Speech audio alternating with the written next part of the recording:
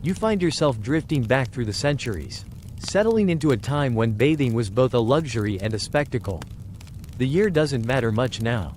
Somewhere between the 12th and 14th centuries, when castle walls were thick and the nights were long, you're about to discover the peculiar world of medieval bathing, where nobility turned the simple act of getting clean into elaborate ceremonies that could last for hours. Picture yourself in a great castle hall. The stone floors are cold beneath your feet, but you can hear the servants bustling about, preparing something special. Today is bath day for the lord and lady of the manor. An event that happens perhaps once a month, maybe twice if they're particularly fastidious. You watch as wooden tubs are carried in, massive things that require 4 strong men to move.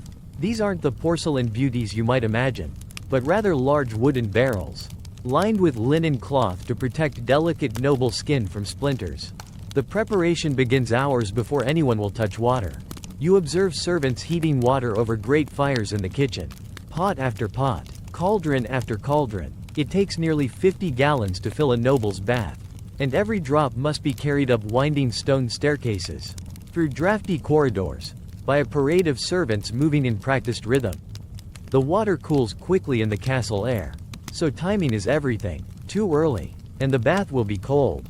Too late, and the lord will be kept waiting, which is never advisable. You notice the head chambermaid directing operations with the precision of a military commander. She knows that the bath water must be tested first, not just for temperature, but for quality. A junior servant dips her elbow in, never the hand, always the elbow, for it's more sensitive to heat. The water must be warm enough to please but not so hot as to cause distress. Medieval nobility believed that water that was too hot could open the pores dangerously wide, allowing evil humors to enter the body. The bathing chamber itself is a sight to behold. You see servants hanging thick tapestries around the wooden tub, creating a tent-like enclosure to trap the precious warmth.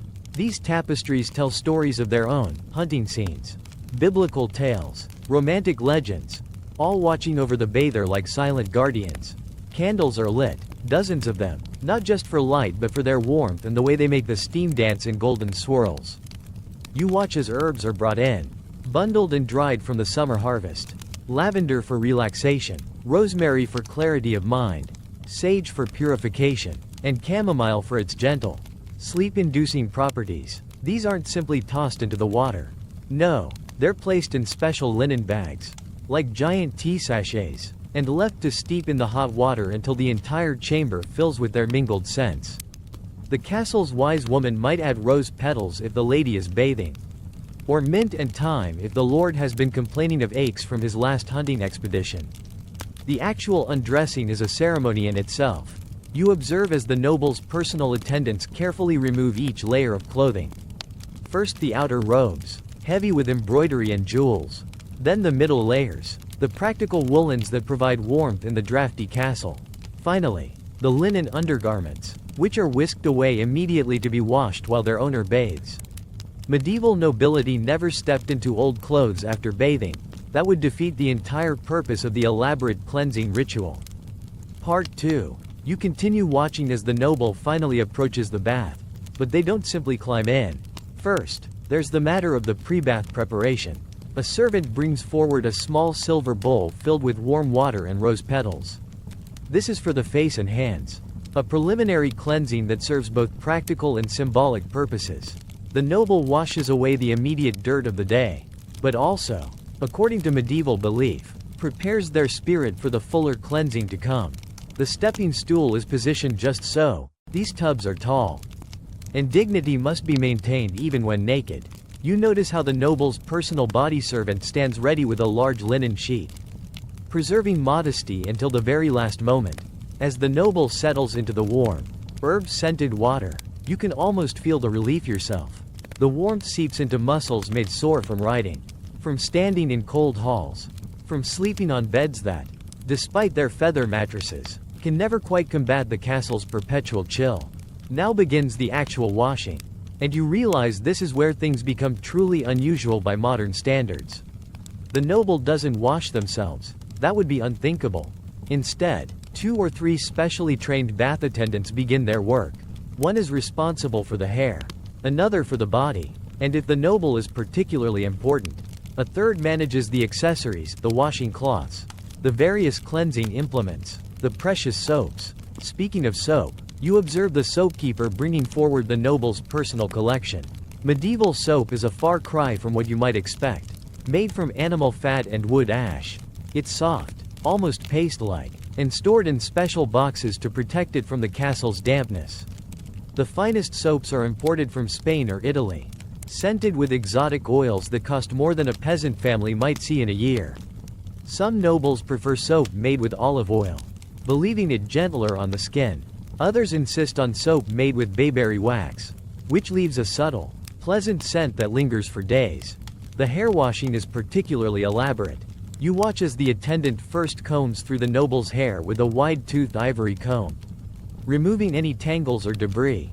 Medieval nobility often had very long hair, men and women alike, and keeping it clean and healthy was a matter of both hygiene and status. The hair is wetted carefully, section by section, using water poured from a pewter pitcher. Then comes the application of the hair cleanser, not shampoo as you'd know it, but a mixture of egg whites, honey, and herbs that's been beaten to a froth. The attendant works this mixture through the hair with practiced fingers, massaging the scalp in slow, circular motions. You can see the noble's eyes beginning to close, the warmth and the gentle touch combining to induce a state of deep relaxation. The egg whites are believed to add shine, the honey to soften, and the herbs, usually rosemary and nettle, to strengthen the hair and prevent it from falling out.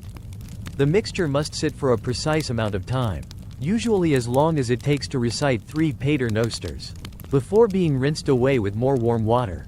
Body washing follows a specific order, always from top to bottom, based on the medieval understanding of the body's humors flowing downward.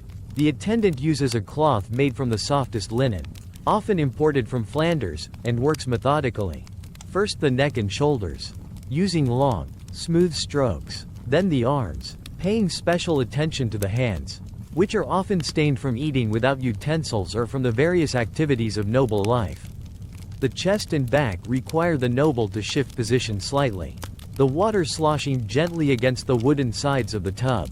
Part 3. You notice something interesting as the bathing continues. The water isn't changed. Despite the length of the process, medieval people believed that changing the water mid-bath would shock the body's humors and could lead to illness. Instead, more hot water is added periodically, brought by servants who've been keeping cauldrons warm specifically for this purpose. The fresh hot water is poured slowly along the sides of the tub, creating gentle currents that mix with the cooling bath water. The conversation during bathing is another peculiar aspect of medieval noble life. You observe that the noble isn't left in solitary contemplation. Instead, this is a time for conducting certain types of business. A secretary might stand outside the tapestry enclosure, reading correspondence aloud. The noble responds from the bath, dictating replies that will be written up properly later. It's considered appropriate to discuss matters of the estate, upcoming social events, or family concerns during bath time. However, matters of war, justice, or anything involving the shedding of blood are strictly forbidden. Such topics would pollute the cleansing ritual. Sometimes, you notice, a musician is brought in to play gentle melodies on a lute or small harp. The music is always soft, contemplative, designed to enhance the relaxation rather than excite the spirits. The musician sits far enough away that the steam won't damage their instrument, usually near one of the warming braziers that have been placed around the room to combat the castle's chill. The songs are often in Latin or Old French, telling tales of courtly love or recounting the peaceful deeds of saints. The washing of the lower body is done with particular delicacy and privacy. The attendants work beneath the water's surface, using their trained sense of touch rather than sight. This part of the bathing process is usually quicker, more perfunctory, reflecting medieval modesty about certain areas of the body. You notice that the noble keeps their eyes closed during this portion, perhaps lost in the warmth and the gentle sounds of water and distant music. After the body is thoroughly cleaned, come the special treatments. You watch as the attendants bring forward various implements that seem strange to modern eyes. There's the strigil, borrowed from ancient Roman tradition, a curved metal tool used to scrape away dead skin and any remaining dirt. The sensation must be unusual, not quite pleasant, not quite uncomfortable, but ultimately satisfying in the way it leaves the skin feeling renewed. Then there are the pumice stones. Imported from volcanic regions, used to smooth rough patches on elbows, heels, and hands. The attendants work these areas carefully, knowing that too much enthusiasm could leave the skin raw and painful. Some nobles prefer to have their pumice stones soaked in rose water first, believing this adds beneficial properties to the exfoliation process. You observe one particularly interesting tradition: the use of small bundles of birch twigs, softened in the hot bath water, to gently strike the skin. This isn't punishment but rather a form of massage believed to improve circulation and ward off various ailments. The attendant works methodically, tapping along the noble's back and shoulders with just enough force to bring a slight redness to the skin. The birch is chosen specifically for its supposed medicinal properties, and the gentle beating releases a subtle, woody scent into the steamy air. Part 4. The bathing ritual continues, and you notice that time seems to move differently in this warm, scented chamber. The noble has been in the water for nearly an hour now, and the elaborate cleansing process shows no signs of rushing. You observe servants periodically checking the sand glass that measures the bathing time. Too short a bath is ineffective, they believe, but too long can be dangerous, potentially weakening the body's natural defenses. Now comes one of the most peculiar aspects of medieval noble bathing: the application of various medicinal treatments while in the water. You watch as the castle's physician or wise woman is summoned. They bring with them a collection of small vials and pots, each containing different remedies for various conditions. The warm bath is considered the ideal time to apply these treatments, as the open pores will better absorb the beneficial properties. For a noble complaining of stiff joints, a paste made from ground mustard seeds and honey might be applied to the affected areas. The warmth of the bath activates the mustard, creating a tingling sensation that medieval medicine associates with healing. For those suffering from melancholy, a common complaint in the long, dark winter months, a tincture of St. John's wort mixed with wine might be added directly to the bath water. You notice the physician carefully examining the noble's skin, looking for any signs of disease or imbalance in the humors. Medieval medicine placed great importance on the appearance of the skin during bathing, believing that the hot water would draw internal problems to the surface where they could be identified and treated. A slight redness might indicate too much choler, requiring cooling herbs. Excessive paleness could suggest a lack of sanguine humor, calling for warming treatments. The hair receives additional attention during this medical phase. You observe the application of various treatments depending on the noble's specific concerns. For those worried about graying hair, a mixture of oil, wine, and crushed gallnuts might be worked through the strands. Those suffering from hair loss might receive a treatment of nettle extract mixed with goose fat. The attendants work these treatments in with the same careful attention they gave to the washing, ensuring every strand is coated. One particularly interesting treatment you witness is the application of live leeches to draw out bad blood. The physician places them carefully on specific points of the body while the noble remains in the warm water. The leeches, kept in special containers and fed on clean blood to ensure their health, attach themselves and begin their work. The noble seems unbothered by this, having experienced it many times before. The warmth of the bath keeps the leeches active and supposedly makes their work more effective. As the medical treatments are applied, the conversation in the bathing chamber takes on a different tone. The physician might discuss the noble's diet, recommending more of certain foods and less of others based on what they've observed during the bathing. They might prescribe specific activities, more writing if the blood seems sluggish, more rest if the humors appear overheated. These consultations are considered particularly valuable because the relaxed state induced by the warm bath is believed to make the noble more receptive to medical advice. You notice that throughout all these treatments, more herbs and flowers are being added to the bath, not just for their scent now, but for their supposed medicinal properties. Calendula petals for skin healing, comfrey leaves for aching muscles, meadowsweet for general well-being. The bath water has taken on a greenish-golden hue from all the plant matter steeping in it, and the scent has become complex, layered, almost hypnotic in its intensity. Part 5. As the bathing continues into its second hour, you observe a shift in the atmosphere of the chamber. The initial bustle of activity has settled into a rhythmic routine. The attendants move with practiced grace, their footsteps soft on the rush-covered floor. The noble's breathing has deepened, synchronized with the gentle lapping of water against the wooden tub. This is the meditative phase of the bath, where physical cleansing gives way to spiritual contemplation. You notice a chaplain or religious advisor being admitted to the bathing chamber.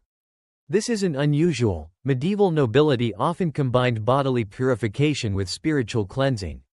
The chaplain takes a position where he can be heard but not see the bather. Usually on the other side of the tapestry screen. He begins to recite prayers in a low, melodious voice, the Latin words washing over the noble like another form of warm water. The prayers chosen are specific to bathing. There are psalms about purification, readings from scripture about water and cleansing, and special benedictions composed specifically for the bathing ritual. You hear references to the River Jordan, to the washing of Christ's feet, to the spiritual significance of water in baptism. The noble responds at appropriate moments, their voice soft and slightly drowsy from the warmth and relaxation. Sometimes, this spiritual component includes confession. The combination of physical nakedness and the cleansing water is thought to encourage honesty and openness with God. You observe the noble speaking quietly, confessing minor sins and seeking absolution. The chaplain's responses are gentle, understanding, his penance is light, perhaps an extra prayer before sleep or a small donation to the poor. This isn't the place for heavy spiritual burdens. This is about achieving a state of grace that matches the physical cleanliness being pursued. As the spiritual cleansing continues, the attendants begin preparing for the next phase of the bathing ritual. You watch them warming large linen towels over braziers, ensuring they'll be perfectly toasty when needed. They prepare the rinsing water, which must be slightly cooler than the bath to begin the process of closing the pores. This rinsing water is special. Often it contains a final infusion of herbs or a small amount of vinegar, believed to seal in the benefits of the bath and leave the skin with a healthy glow. The rising from the bath is as ceremonial as the entering. You observe the noble being helped to stand slowly, giving their body time to adjust to the change in position. The warm water has made them languid, their movements slow and dreamlike. The attendants support them carefully, knowing that a slip now would not only be dangerous but deeply embarrassing for someone of noble status. The first rinse happens while the noble is still standing in the tub. Using silver or pewter pitchers, the attendants pour the prepared rinsing water over the noble's body, starting from the head and working downward. The slightly cooler temperature causes the noble to shiver slightly, but this is considered beneficial. The shock helps to seal the pores and lock in the warmth that the body has absorbed during the long soak. You notice that the rinsing is done in a specific pattern, almost like a ritual dance. One attendant pours while another ensures the water reaches every part of the body. A third stands ready with the first of the warm towels. The entire process must be completed quickly to prevent the noble from catching a chill, but not so quickly as to seem rushed or undignified. Part 6. The drying process is an art form in itself. You watch as the noble steps carefully from the tub onto thick carpets that have been placed to protect their feet from the cold stone floor. Immediately, they're enveloped in the first of several warmed linen towels. These aren't rubbed against the skin. That would be too harsh for noble flesh made soft and sensitive by the long bath. Instead, the towels are pressed gently against the skin, absorbing the moisture through patient application rather than friction. Multiple towels are used, each one pre-warmed and applied in turn. You count at least 6 different towels being employed, one for the hair, one for the face and neck, one for each arm, one for the torso, and one for the lower body. Each towel is made from the finest linen, woven so soft it feels like a cloud against the skin. Some nobles have their towels scented with lavender or rose water, adding another layer of sensory pleasure to the drying process. The hair drying is particularly elaborate. You observe an attendant carefully squeezing excess water from the long strands, using a pressing motion rather than wringing, which could damage the hair. Then comes the application of the hair towel, specially designed to absorb moisture without causing tangles. The attendant works methodically, section by section, ensuring every strand is properly dried. While the drying continues, other attendants are preparing the post-bath treatments. You see them mixing oils and unguents in small silver bowls. warming them gently over candle flames. These aren't simple moisturizers but complex compounds believed to have numerous beneficial properties.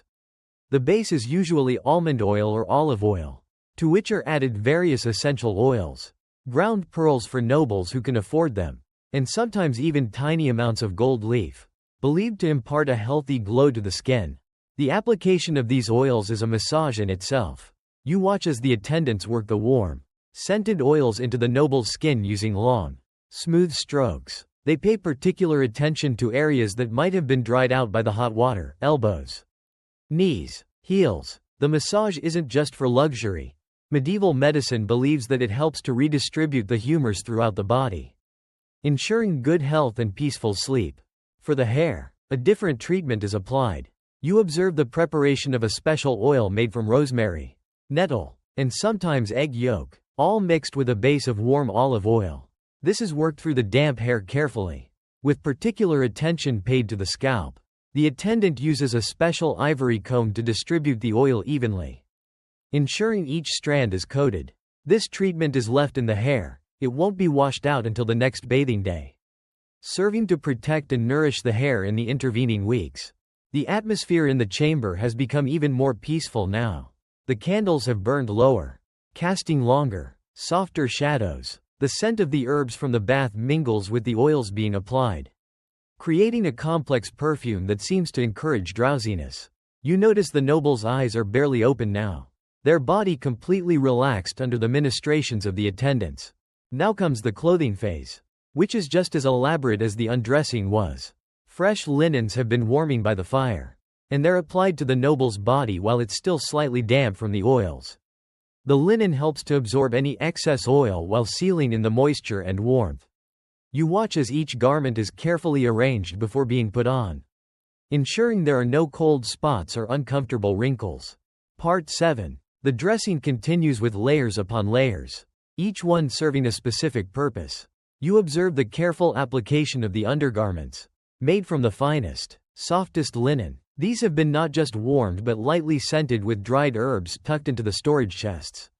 The attendants ensure that each piece fits perfectly, with no bunching or tightness that might disturb the noble's newfound state of relaxation.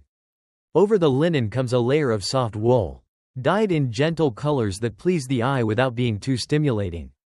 You notice that the clothes chosen for post-bath wear are different from normal daily attire. They're looser, more flowing, designed for comfort rather than display. There are no tight lacings, no restrictive belts, nothing that might impede the gentle circulation of blood and humors that the bath has encouraged. The noble's feet receive special attention. You watch as soft woolen socks are rolled carefully onto feet that are still pink and warm from the bath. Over these go slippers made from felted wool, sometimes lined with fur for extra warmth. The soles are soft leather, making barely a sound as the noble will later walk through the castle corridors to their bedchamber. Every detail is designed to maintain the cocoon of warmth and comfort that the bath has created. Now comes an interesting ritual you might not expect: the blessing of the bathed body. The chaplain returns, this time with a small vial of holy water and a sprig of hyssop. He sprinkles the now clean and dressed noble while reciting prayers of thanksgiving for the gift of cleanliness and health. This connects the physical act of bathing to the spiritual realm, making it not just a hygiene practice but a form of devotion. You observe the final touches being applied. A soft cap is placed on the still damp hair to prevent chills and help the hair treatments work their magic overnight. For women, this might be an elaborate coif that also serves to shape the hair as it dries. For men, a simple but elegant cap of velvet or fine wool. Some nobles prefer to have their caps lightly perfumed with their favorite scents, creating a personal cloud of fragrance that will follow them to bed. The hands receive one last treatment, a thick salve made from beeswax, honey, and various healing herbs. This is massaged into the hands and then thin cotton gloves are put on over the salve. The warmth of the hands will melt the salve slowly throughout the night, keeping the skin soft and healing any small cuts or roughness from daily activities. You notice the noble flexing their fingers experimentally, feeling the strange but pleasant sensation of the warm salve between their fingers.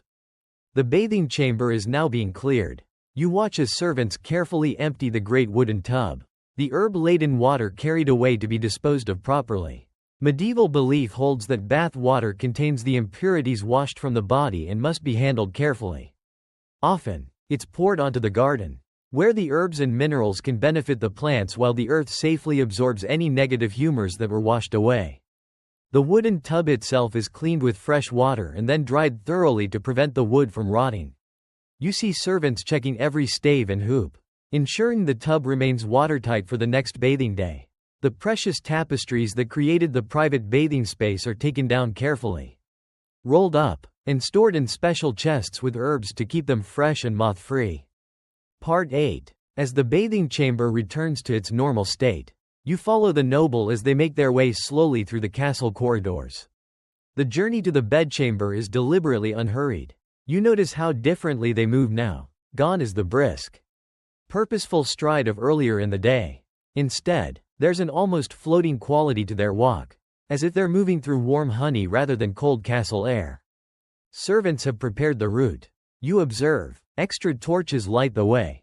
Braziers have been placed at intervals to take the chill off the air. And the usual bustle of castle life has been temporarily quieted.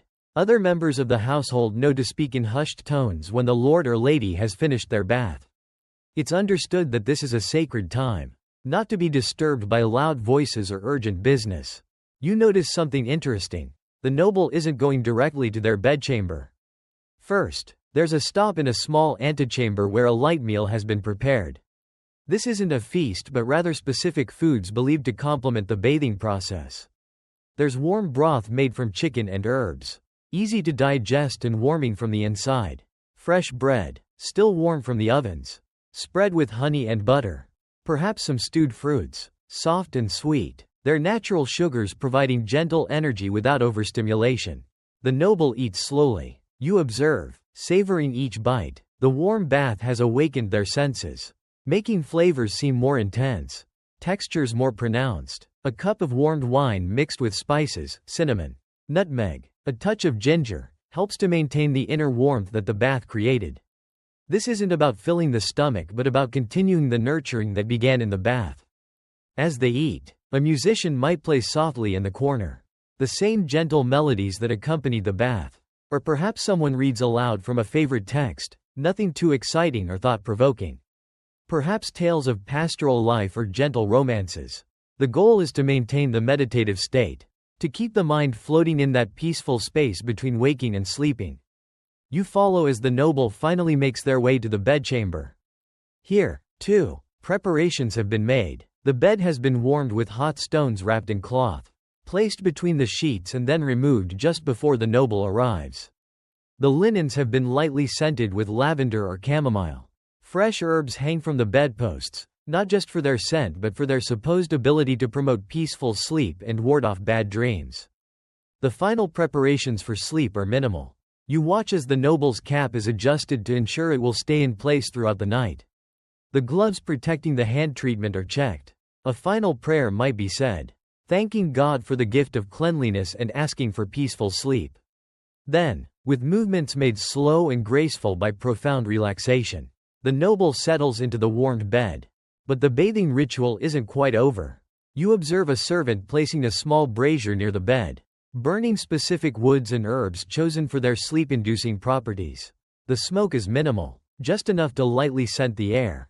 Apple wood for peaceful dreams, lavender for deep sleep, valerian root for those who struggle with insomnia. The gentle crackling of the burning wood provides a soothing soundtrack to the descent into sleep. Part 9. As the noble settles deeper into their warmed bed, you observe the final attendant duties that complete the bathing ritual. A servant remains nearby for the first hour after the noble retires, watching for any signs of discomfort or chill. They tend the brazier, ensuring the gentle warmth continues without becoming stifling. They listen to the noble's breathing, ready to adjust pillows or add another coverlet if needed. You notice a curious custom, the placing of specific objects around the bed that relate to the bathing ritual. A small cloth bag containing some of the same herbs used in the bath is tucked under the pillow, providing continuity of scent throughout the night. A vial of the bathwater itself might be kept on a nearby table, believed to maintain the beneficial connection to the cleansing ritual until sleep fully takes hold. The servant tells quiet stories sometimes, if the noble requests it. These aren't exciting tales of battle or adventure, but rather monotonous accounts of daily life, lists of stored provisions, or genealogies of minor noble families. The droning quality of these recitations is intentional, designed to occupy just enough of the mind to prevent anxious thoughts while encouraging the drift towards sleep. You can hear the noble's breathing becoming deeper, more regular, as the servant's voice drones on about the harvest yields from various estates. Throughout the castle, the effects of the noble's bathing day ripple outward. You observe how the household adjusts its rhythms to accommodate the post-bath tranquility. Guards speak in lower voices as they change watch. Kitchen servants prepare simpler, quieter meals for the rest of the household. Even the castle dogs seem to understand, settling into their corners with less of their usual nighttime restlessness. The bathing ritual has effects that last far beyond the night. You understand now that the elaborate nature of the process serves multiple purposes. The sheer time investment, often 3 to 4 hours from start to finish, makes it a significant event in the castle's calendar. The noble must clear their schedule. Delegates must handle any pressing business, and the household must organize itself around this temporary absence of leadership. This enforced pause in the hectic pace of medieval noble life serves as a form of meditation. Though they wouldn't use that term. The warm water, the gentle touches, the soothing scents, the spiritual elements, all combine to create a reset point for both body and mind. In an age before understanding of stress hormones or the nervous system, medieval nobility had intuited the need for regular, ritualized relaxation. You observe how differently the household treats the noble in the days following their bath. There's a subtle deference to their refreshed state, an understanding that they've undergone a transformation that goes beyond mere cleanliness. Decisions made in the first days after bathing are considered particularly sound, as the noble's mind has been cleared of the accumulated worries and irritations that build up over weeks of unwashed life. The economic impact of these bathing rituals is significant too. You consider the resources involved, the fuel for heating water, the imported soaps and oils, the specialized servants who do nothing but attend to bathing, the wear on linens and towels, the herbs and medical treatments. A single noble's bath might cost what a peasant family would spend in a month. This exclusivity is part of the point. Bathing becomes not just about hygiene but about displaying wealth and status. Part 10. As the night deepens around the sleeping noble, you reflect on the strange democracy of dirt in medieval times. Between bathing days, even the highest nobility accumulate the same sweat, dust, and bodily oils as their servants. They might disguise it better with perfumes and frequent changes of linen. But underneath, the human body's needs remain constant. The bathing ritual serves to dramatically reset this accumulation, creating a brief moment of absolute cleanliness that immediately begins to erode. You consider the medical beliefs that underpin these elaborate rituals. Medieval understanding of the body as a system of humors, blood, phlegm, yellow bile, and black bile, makes bathing a medical procedure as much as a hygiene practice.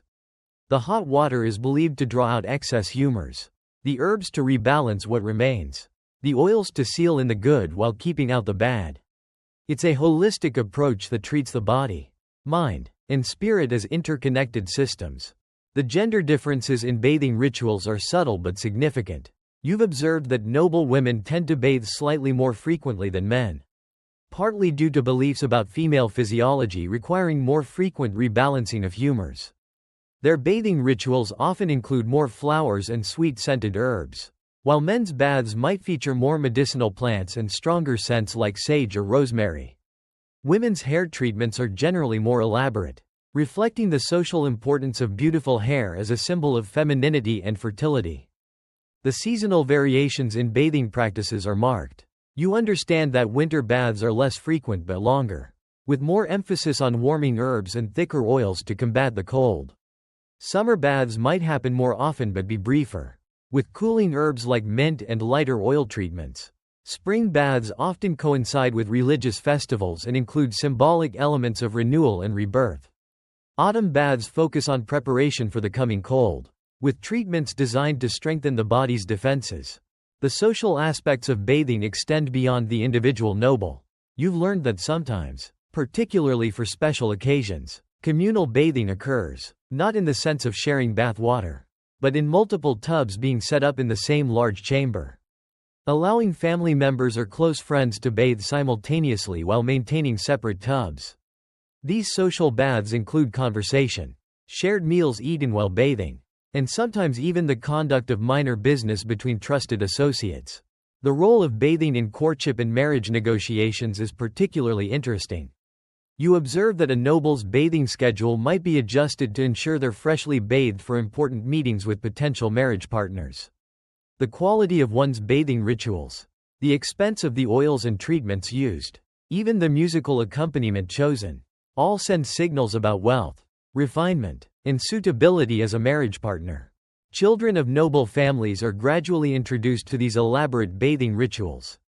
You understand that young children might bathe more frequently but with simpler processes: warm water, basic soap, quick drying. As they grow older, elements are added, first the herbs, then the oils, then the spiritual components. By the time they reach marriageable age, they're fully versed in the complex dance of medieval noble bathing. The bathing rituals of elderly nobles require special adaptations. You observe that the water temperature must be more carefully regulated, as older bodies are more sensitive to extremes. The getting in and out of the tub becomes more challenging, sometimes requiring special lifting devices or extra attendants.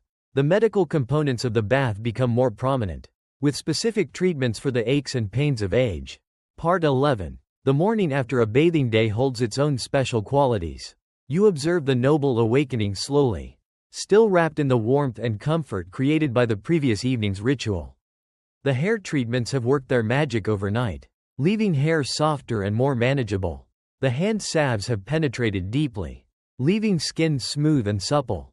There's a particular glow to recently bathed nobility, a combination of thorough cleanliness and the lingering effects of all those oils and treatments. The breaking of the fast on the morning after bathing follows specific customs.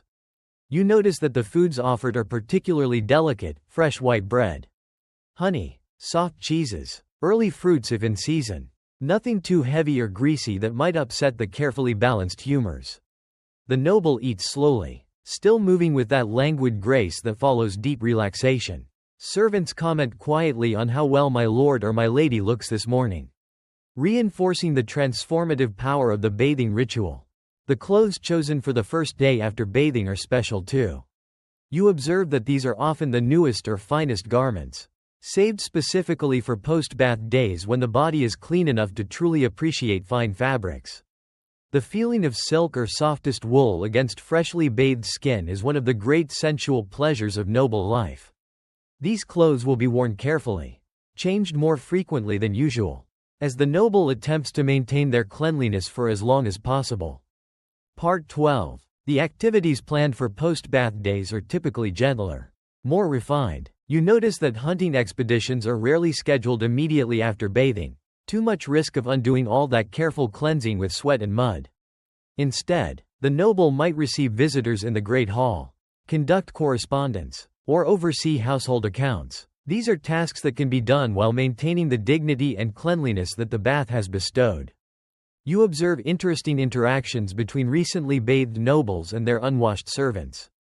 There's a greater physical distance maintained, not out of cruelty but from a mutual understanding that the cleanliness gap is at its widest.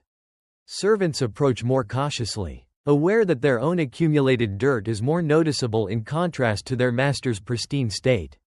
Some nobles even wear light gloves during these interactions, preserving their clean hands from the grubbier aspects of daily castle life. The gradual return to normal life is almost poignant to watch. You see how, over the course of days and then weeks, the effects of the bath slowly fade. The hair begins to lose its shine, collecting dust from the castle air. The skin, despite daily washing of face and hands, begins to accumulate the patina of medieval life. Clothes absorb the smoke from fires, the odors of meals, the general mustiness of castle existence. By the time the next bathing day arrives, the transformation will be just as dramatic as before. You consider the psychological effects of this cycle of cleanliness and dirt. The anticipation that builds toward bathing day, the relief and pleasure of the ritual itself, the gradual resignation as cleanliness fades, It creates a rhythm to noble life that goes beyond mere hygiene. The bath becomes a marker of time, a regular renewal that provides structure to weeks that might otherwise blur together in the sameness of castle routine. The bathing practices of visiting nobles present interesting challenges. You observe the delicate negotiations that occur when a guest's bathing day falls during their visit. The host must provide facilities, servants, appropriate herbs and oils, all while navigating the intimate nature of the bathing ritual. Some nobles travel with their own bathing attendants and supplies, not trusting such personal care to strangers. Others view accepting the host's bathing hospitality as a sign of trust and friendship.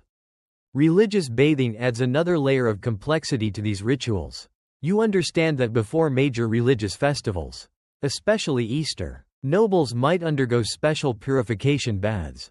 These include more prayers, blessed water, and sometimes fasting before and after the bath. The physical cleansing becomes a metaphor for spiritual preparation, washing away sins along with dirt. Some nobles even add pilgrimage badges or holy water from sacred sites to their bathwater. The economics of the bathing industry that serves noble needs is substantial. You consider all the people whose livelihoods depend on these elaborate rituals: the soap makers, the herb gatherers, the linen weavers, the oil merchants, the specialized servants. Entire trade routes exist to bring bathing supplies to noble households. Wars and trade disruptions that cut off access to favorite bathing products can cause genuine distress among the nobility. Medical emergencies related to bathing, while rare, do occur. You've heard stories of nobles who fainted from staying too long in hot water, or who caught chills from improperly heated chambers. There are tales of allergic reactions to new herbs or oils, of infections from contaminated water, of accidents involving slippery wooden tubs. Each castle has protocols for these emergencies, with cold water, smelling salts, and warming blankets always at ready during bathing days. Part 13. The influence of different cultures on medieval bathing practices creates fascinating variations. You observe how nobles who have traveled to the Mediterranean return with new ideas about bathing. They might introduce the concept of steam baths, inspired by Byzantine or Islamic practices. Some attempt to recreate the Roman hypocaust system, with heated floors beneath their bathing chambers. These innovations are viewed with suspicion by more conservative nobles, who fear that foreign bathing practices might bring foreign diseases or moral corruption. The role of astrology in determining bathing times adds another layer of complexity. You learn that some nobles consult astrologers to determine the most auspicious days for bathing. The position of the moon is particularly important. Bathing during a waning moon is believed to be better for drawing out impurities, while a waxing moon is better for treatments meant to strengthen and beautify. Some even consider the zodiac sign the moon is passing through, avoiding water signs for fear of overwhelming the body's natural moisture. You observe the special bathing rituals associated with major life events. Before a wedding, both bride and groom undergo elaborate purification baths, often with specific herbs associated with fertility and marital harmony. New mothers have special bathing rituals after the period of lying in, marking their return to normal life. Knights might bathe ritually before important ceremonies or battles, the cleansing serving both practical and symbolic purposes. The disposal of bathing materials reveals medieval beliefs about the power contained in these rituals. You notice that the herbs from a noble's bath are never simply thrown away. They might be burned in special ceremonies, buried in the garden, or even kept and dried for use in medicinal preparations. Hair trimmed during bathing is carefully collected and usually burned, as it's believed that enemies could use it for malicious magic. Even the worn-out bathing linens are repurposed carefully, often donated to the poor but only after specific blessings to remove any lingering connection to the noble who used them. The competitive aspect of bathing among nobility is subtle but present. You observe how nobles gossip about each other's bathing practices. Who bathes too frequently, suggesting vanity or weakness? Who bathes too rarely, suggesting poverty or uncouthness? Who uses the most expensive imported materials? The quality of one's bathing ritual becomes another way to display status and compete for social prominence. Some nobles even employ spies to discover the bathing secrets of their rivals. Weather plays a crucial role in bathing schedules and practices. You understand that during particularly harsh winters, Bathing might be postponed for safety reasons. The risk of catching a fatal chill is taken very seriously. Conversely, during heat waves, additional brief cooling baths might be permitted, though these are simpler affairs without the full ritual. Storm days are considered particularly inauspicious for bathing, as the disturbed elements might affect the body's humors. The training of bathing attendants is a lengthy process. You learn that young servants chosen for this role must apprentice for years, learning not just the practical skills but the ceremonial aspects, the medical knowledge, and the discretion required. The best bathing attendants become highly valued members of the household, sometimes serving the same noble family for generations. Their knowledge of their masters' bodies, preferences, and health concerns makes them irreplaceable. The evolution of bathing technologies proceeds slowly in the medieval period. You observe experiments with different tub designs, some nobles trying copper tubs that hold heat better, others preferring traditional wood for its supposed health benefits. Innovations in water heating, drainage, and privacy screens are gradually adopted. Some forward-thinking nobles even install primitive plumbing systems, though these are viewed with suspicion by those who believe that moving water through pipes might disturb its beneficial properties. Part 14. The intersection of bathing practices with medieval concepts of beauty reveals much about noble culture. You observe how the bathing ritual is designed not just for cleanliness but for enhancing physical appearance. The oils leave skin with a particular sheen that's highly prized. The hair treatments are formulated to achieve the fashionable colors and textures of the time. Even the modest redness left by the strigil or birch twigs is considered attractive, suggesting healthy blood flow and vigor. The secrecy surrounding certain bathing preparations is intense. You learn that some noble families guard their specific combinations of herbs and oils as closely as they would military secrets.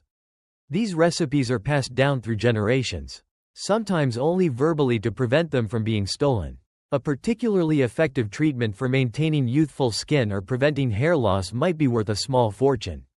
Servants who know these secrets are both valued and watched carefully. You observe the bathing practices during times of plague or disease. When illness strikes the castle, bathing becomes even more ritualized and medical. Special herbs believed to prevent contagion are added to the water. The bathwater might be blessed multiple times. Sometimes, nobles abstain from bathing entirely during plague times, believing that opening the pores might invite disease. Others bathe more frequently, hoping to wash away any evil miasmas. The debate over proper bathing during pestilence divides medical opinions throughout the medieval period. The portable bathing equipment used during travels fascinates you. Wealthy nobles who must journey have special traveling bath sets, smaller tubs that can be assembled and disassembled, portable braziers for heating water, travel cases for their personal bathing supplies. Setting up these travel baths in strange castles or even in well-appointed tents becomes an art in itself. Some nobles refuse to travel during their regular bathing cycles, preferring to maintain their routines at home. The symbolic meanings attached to different bathing elements run deep in medieval culture.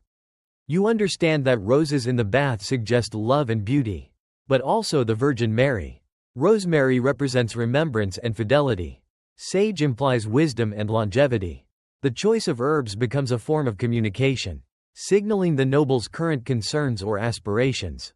Visitors who are offered baths with specific herbs understand they're receiving coded messages about their host's intentions. The regulation of public bathhouses, which nobles occasionally visit, provides interesting contrasts to private bathing. You learn that these establishments, while offering hot water and steam, are viewed with moral suspicion. Nobles who frequent them too often risk their reputations. When they do visit, usually for medical reasons on a physician's advice, they rent private rooms and bring their own attendants. The mixing of social classes in public baths is seen as potentially corrupting to noble blood and morals. The inherited nature of bathing preferences creates family traditions.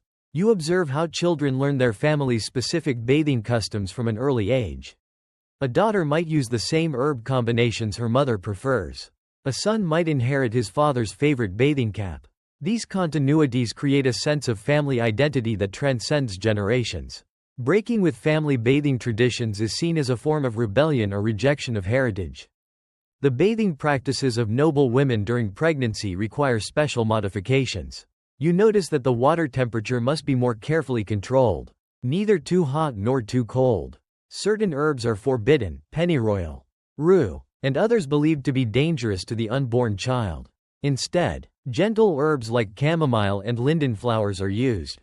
The positioning in the tub is adjusted to accommodate the changing body. Some midwives insist on supervising these baths personally, watching for any signs of distress. Part 15. As you contemplate the full scope of medieval noble bathing practices, the sheer complexity of these rituals becomes even more apparent. Each bath is not just a cleansing but a performance, a medical treatment, a spiritual practice, and a social statement all rolled into one. The hours spent in preparation, execution, and recovery from bathing represent a significant investment of time and resources that only the wealthy can afford. You realize that these bathing rituals serve to reinforce the social hierarchy in tangible ways. While a servant might wash their face and hands daily and perhaps manage a full body wash monthly in a simple wooden bucket, the noble's elaborate bath creates a clear distinction. The very impracticality of the ritual, requiring multiple servants, hours of time, expensive materials, ensures that it remains exclusive to the upper classes. It's a form of conspicuous consumption that predates the term by centuries. The bathing chamber itself becomes a sacred space within the castle. You've observed how it's treated differently from other rooms, cleaned more carefully, blessed more frequently, guarded more jealously. Some nobles even commission special decorations for their bathing chambers, painted tiles depicting bathing scenes from classical mythology, windows of colored glass that cast rainbow patterns on the water, acoustic designs that make the space echo pleasantly with water sounds and quiet conversation. The legacy of medieval bathing practices extends far beyond the period itself. You can see how these rituals influenced later developments in European bathing culture. The association of bathing with luxury, the use of scented oils and herbs, the connection between cleanliness and moral purity, all these concepts that originated in medieval noble baths would persist and evolve through the Renaissance and beyond. You observe how the bathing ritual serves as a microcosm of medieval noble life itself, elaborate, hierarchical, deeply concerned with both physical and spiritual well-being, expensive, time-consuming, and ultimately focused on maintaining the distinction between those who rule and those who serve. Every element, from the temperature of the water to the final prayer before sleep, reinforces the noble's special status and separate nature from common humanity. The end of each bathing day marks not just the conclusion of a cleansing ritual but the completion of a complex social, medical, and spiritual practice that touches every aspect of noble life. As you watch the last candle being extinguished in the bathing chamber, the final servant retiring for the night, the noble deep in herb-scented sleep, you understand that you've witnessed something far more significant than simple hygiene. You've seen how medieval nobility transformed the basic human need for cleanliness into an art form that defined their culture, reinforced their power, and provided islands of warmth and luxury in an often cold and harsh world. The gentle snoring of the noble, still wearing their protective cap and hand salves, mingles with the dying crackle of the brazier. Tomorrow will bring its own challenges and duties. But for now, in this precious space between bathing and waking, all is peaceful. The accumulated dirt and worries of weeks have been washed away. The body has been nourished and protected. The spirit has been cleansed and blessed. In a world where life was often brutal and short, these elaborate bathing rituals provided moments of transcendent comfort that made the harshness bearable. And so the cycle continues. Week after week, season after season, generation after generation, each noble adding their own variations to the ancient practice. Each bathing day a small victory against the entropy of medieval life. The water, the herbs, the oils, the prayers, all combining to create something greater than their individual parts. A ritual that speaks to the human desire not just for cleanliness, but for transformation, for renewal, for those precious moments when we can wash away not just the dirt of daily life but its burdens as well, emerging clean and new and ready to face whatever comes next. Conclusion. Your journey through the medieval bathing ritual draws to its quiet close now. The castle settles into deep silence, broken only by the distant call of a night bird and the soft whisper of wind through stone corridors. You feel the weight of centuries lifting as your consciousness drifts back toward your own time. carrying with you the warmth of those ancient baths, the scent of those carefully chosen herbs, the echo of those long-ago prayers for cleanliness and peace. The noble sleeps on, wrapped in linen and wool and the lingering effects of their elaborate cleansing. Their breathing is deep and regular, unmarred by the worries that will surely return with daylight. But for now, in this precious darkness, they float in the perfect balance between cleanliness and rest, between earth and heaven, between the mortal body that requires such careful tending and the immortal soul that yearns for purity. You understand now that these bathing rituals were never really about the water. They were about the human need to mark time, to create meaning, to find moments of transcendence in the midst of mundane existence. Every splash of warm water, every waft of lavender-scented steam, every gentle touch of the attendant's hands was a small rebellion against the harshness of medieval life. A declaration that even in an age of warfare and disease and early death, humans could create beauty and comfort and peace. As your awareness fully returns to your own time, you carry with you a new appreciation for the simple act of bathing. The next time you step into warm water, perhaps you'll remember those long-ago nobles in their wooden tubs, surrounded by herbs and attended by faithful servants, seeking the same comfort and renewal that humans have always sought. The methods may have changed, the beliefs evolved, the rituals simplified, but the fundamental human desire remains the same: to be clean, to be renewed, to wash away the accumulated burdens of life and emerge fresh and ready for whatever comes next. Sleep comes easily now, washing over you like warm, herb-scented water. In your dreams, you might find yourself back in that medieval castle, watching the eternal dance of cleansing and renewal play out once more. But for now, rest. Let the ancient rhythms of bath and bed, of cleansing and sleeping, carry you into peaceful slumber. The nobles breathing and your own merge into one gentle rhythm, spanning centuries in a shared moment of perfect peace. End of script. Sweet dreams.